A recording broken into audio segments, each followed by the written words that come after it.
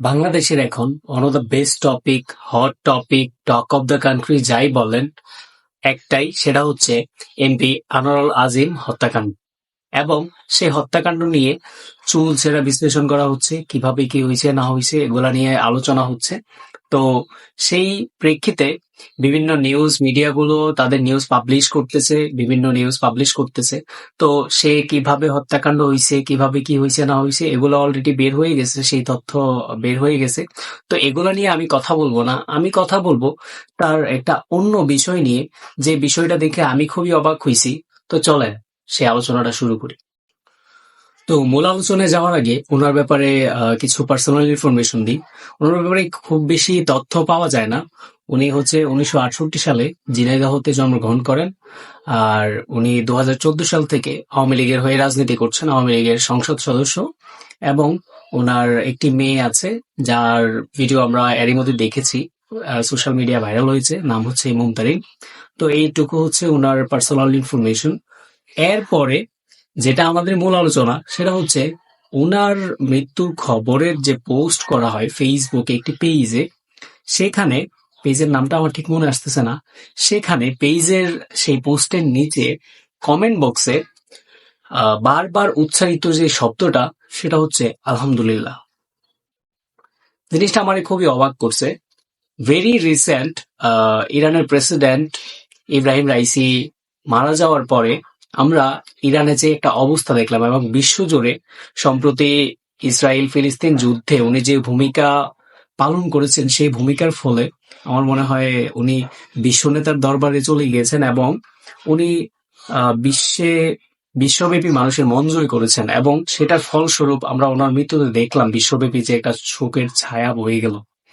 তো কিন্তু সেদিক থেকে আমি ওনার সাথে কেন রিলেট করলাম, ওনার সাথে এই কারণে রিলেট করলাম যে ওনার মৃত্যুতে বিশ্বব্যাপী যে একটা শোকের ছায়া আমরা দেখলাম, কিন্তু এখানে বাংলাদেশের একজন member of parliament, running member of parliament মারা যাওয়াতে সেখানে এই পোস্টার নিচে দেখলাম যে আলহামদুলিল্লাহ সর্বোচ্চ উচ্চারিত শব্দ, আমার মনে হয় এটা। তো এটা দেখার পরে আমি একটু কৌতূহলী হয়ে ওনার রাজনৈতিক কেরিয়ার এবং ওনার পার্সোনাল লাইফের ব্যাপারে একটু খোঁজ নিতে গেলাম।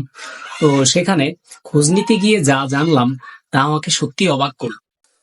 আজাদির ডাকের অনলাইন পোর্টালে প্রায় 14টি খুনের একটা লিস্ট বের হয়, এবং সেখানে সবচেয়ে আলোচিত সমালোচিত যে খুনের ঘটনাটি ছিল, সেটি হচ্ছে মহিউদ্দিন খুন। মহিউদ্দিন একজন কলেজ ছাত্র ছিল।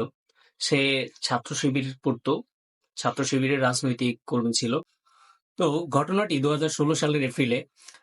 সেদিন আহ, কলেজ ছাত্র মহিউদ্দিনকে ডিবি কর্তৃক তুলে নিয়ে যাওয়া হয়, এবং বলা হয় যে সেই হত্যাকাণ্ডে এমপি মহোদয়ের প্রত্যক্ষ এবং পরোক্ষভাবে হাত ছিল, উনি ওটাতে ইনভলভ ছিলেন।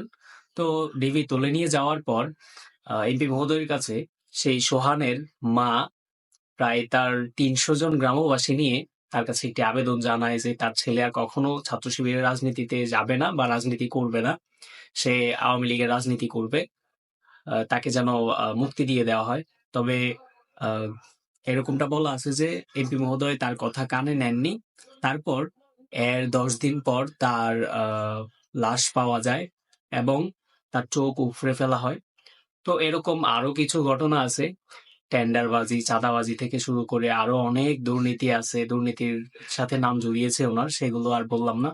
তো কি পরিমাণ আমার আহ মানে একটু লেগেছে যে কি পরিমাণে, মানে দুর্নীতি করলে বা কি পরিমাণে অত্যাচার নিপীড়ন করলে মানুষ আলহামদুলিল্লাহ বলতে পারে একটা মানুষের মৃত্যুতে।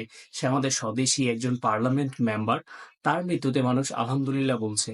তো আমি মনে করি আমাদের বর্তমান যেসব মেম্বার অফ পার্লামেন্ট আছে, রাজনীতিবিদরা আছে, নেতারা নেতৃবৃন্দ আছে, তাদের এখান থেকে শিক্ষা নেওয়া উচিত যে নিজেদেরকে কিভাবে পরিপাটি করে তৈরি করবে, কিভাবে ভালো মানুষের ভালোবাসা আদায় করবে, মানুষের কাছে কিভাবে নিজেকে গ্রহণযোগ্য করে গড়ে তুলবে।